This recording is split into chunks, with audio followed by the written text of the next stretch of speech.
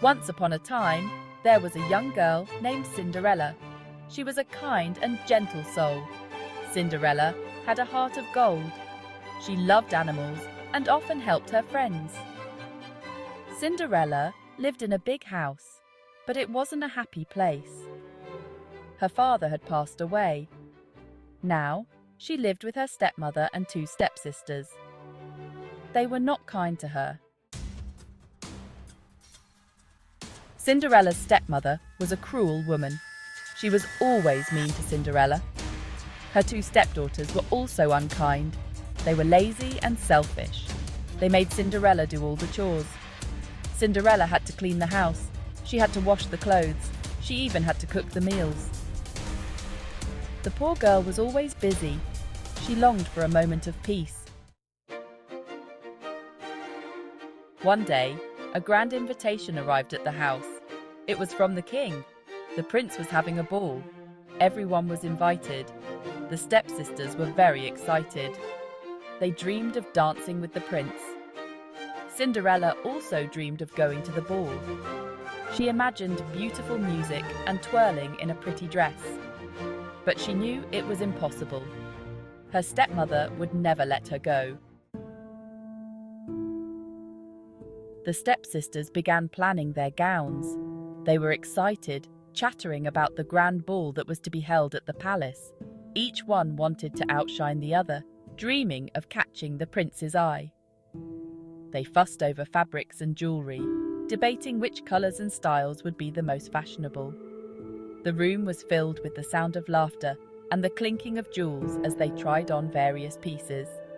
Cinderella helped them get ready, her hands deftly adjusting hems and smoothing out wrinkles. She worked tirelessly.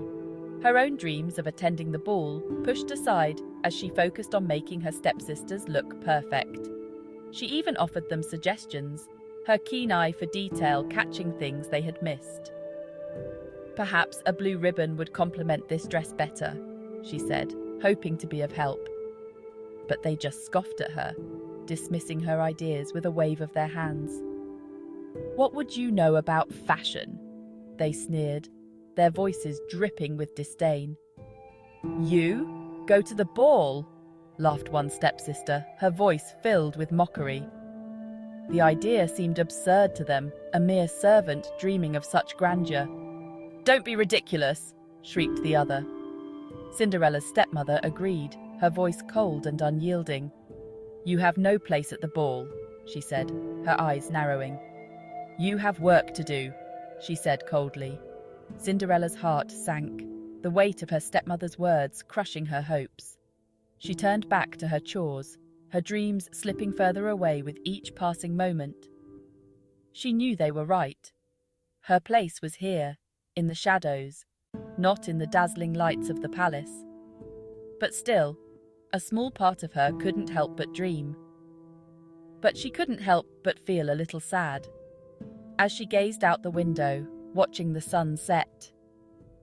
She whispered a silent wish to the stars, hoping against hope that maybe, just maybe, her dreams could come true. That night, the Step family left for the ball. Cinderella was all alone. The grand mansion, usually bustling with activity, now felt eerily silent. The only sound was the distant echo of the carriage wheels as they rolled away, carrying her stepmother and stepsisters to the grand event. Cinderella watched from the window until the carriage disappeared into the night. She sat down by the fireplace and began to cry. Her tears fell onto the cold stone floor, each drop reflecting her sorrow and loneliness. She thought about the beautiful gowns and the lively music she would never get to see or hear. The warmth of the fire did little to comfort her aching heart. Suddenly, a warm light filled the room. It was unlike any light she had ever seen before, soft yet brilliant, as if the very air was glowing with magic. The light seemed to wrap around her, lifting her spirits and filling her with a sense of wonder and hope. A beautiful woman stood before her. She was dressed in a gown that shimmered like the stars, and her presence was both comforting and awe-inspiring. Cinderella could hardly believe her eyes. It was her fairy godmother. The woman smiled warmly, her eyes twinkling with kindness and a hint of mischief. She held a wand that sparkled with magical energy. "Don't cry, Cinderella," said the fairy godmother, her voice gentle and soothing. "I have come to help you." She reached out and wiped away Cinderella's tears, her touch as soft as a feather. "I will help you go to the ball," she promised, her smile widening. Cinderella's heart leaped with joy and disbelief. Could this really be happening? With a wave of her wand, the fairy godmother transformed a pumpkin into a grand carriage. The pumpkin glowed and expanded, its orange skin turning into polished wood and golden trim. Cinderella watched in amazement as the humble vegetable became a magnificent vehicle. She turned mice into horses. The tiny creatures grew and changed, their fur becoming sleek and their eyes bright with intelligence. They pawed the ground eagerly, ready to take Cinderella to the ball, and Rags into a stunning gown.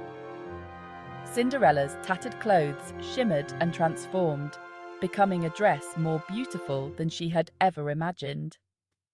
It was adorned with delicate lace and sparkling jewels, fitting her perfectly. On Cinderella's feet appeared sparkling glass slippers.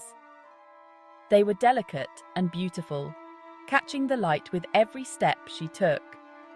She felt like she was walking on air. "Now, go and have fun," chirped the fairy godmother. Her eyes shone with pride and happiness as she looked at Cinderella, now transformed into a vision of grace and beauty. "But be sure to be back before midnight," she warned, her tone turning serious. "The magic will only last until the clock strikes 12. Cinderella nodded, her heart pounding with excitement and a touch of apprehension. She stepped into the carriage, ready to experience the night of her dreams. When Cinderella arrived at the ball, everyone stopped and stared. She looked so beautiful. The prince was captivated by her. He asked her to dance, and she accepted. They danced all evening.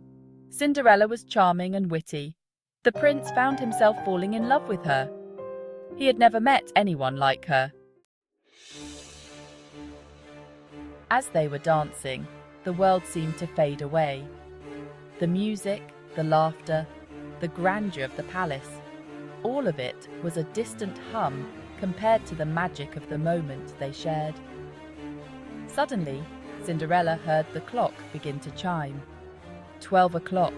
The spell would soon be broken. She had to leave before her secret was revealed. With a heart full of both joy and dread, Cinderella rushed out of the ballroom, her elegant gown flowing behind her like a whisper of the night. In her haste, she lost one of her glass slippers, a delicate piece of art that sparkled under the moonlight. It lay there, a silent witness to her hurried departure. The prince ran after her, his heart pounding with a mix of confusion and longing. But she was gone, vanished into the night like a beautiful dream. He was heartbroken, standing alone in the grand ballroom that now felt empty without her. He knew only that he loved the mysterious girl who had captured his heart in such a short time. Her memory was etched into his soul. Determined, he vowed to find her no matter what it took. He would search every corner of the kingdom if he had to. He picked up the glass slipper, the only clue to her identity. It was a fragile, yet powerful symbol of the night they shared. Holding it gently, he knew this slipper was his only hope of finding her again. The search for his true love had just begun. The next morning, the prince announced that he would marry the woman whose foot fit the glass slipper. His messengers went from house to house, trying the slipper on every maiden. They arrived at Cinderella's house. The stepsisters were very excited. They were sure that one of them would be the prince's bride. But the slipper fit neither sister. The prince's men prepared to leave. "May I try?" a voice asked. Cinderella stepped into the room. The stepmother and stepsisters scoffed. But the prince's men insisted. To everyone's astonishment, the slipper fit her perfectly. Just then, the fairy godmother appeared. With another wave of her wand, she restored Cinderella's magnificent ball gown. Now, everyone recognized her from the ball. The step-family was speechless with shock. The prince rushed to Cinderella's side. He was overjoyed to find her again. They returned to the palace together. Soon, they were married in a grand ceremony. Cinderella was no longer treated like a servant. She was now a princess, loved and respected by all. She and the prince ruled their kingdom with kindness and compassion, and they lived happily ever after.